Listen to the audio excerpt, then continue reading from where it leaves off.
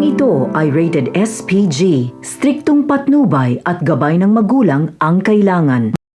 Patuloy nga ang pagpapanggap ni Ramon na wala siyang kaalam-alam sa pagpapanggap ni David at sa mga plano ni Olga.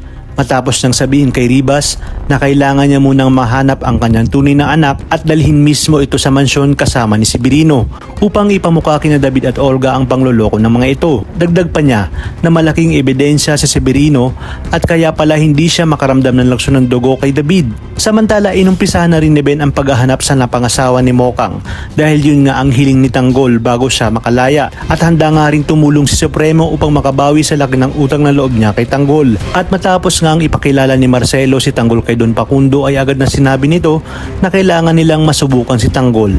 Kaya naman isasama nila ito sa pakikipagkita sa mga Montenegro upang back-upan si Ramon sa mga bago nilang kargamento na ibabagsak sa Quiapo. Dahil gusto nga ni Ramon na babawi na ang buong Quiapo at kamay nilaan sa kamay ni Agustos.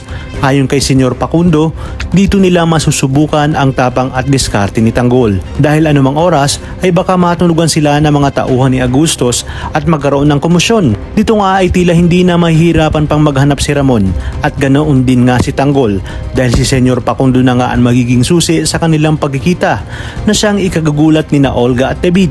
Malalaman na rin ni Ramon na ang kanyang anak pala na si Tanggol ang siyang tumangay kay Mokang at ang kalaguyo nito. Magagawa kaya niyang kalimutan ang lahat para lang sa kanyang anak?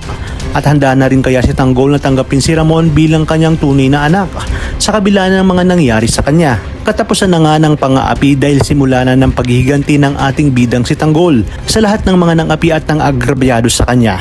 At isa na dito ang kinalakihan niyang amang si Rigor at ang pag-agaw sa kanya ni David ng lahat ng sa kanya bilang tunay na tagapagmana ng mga Montenegro.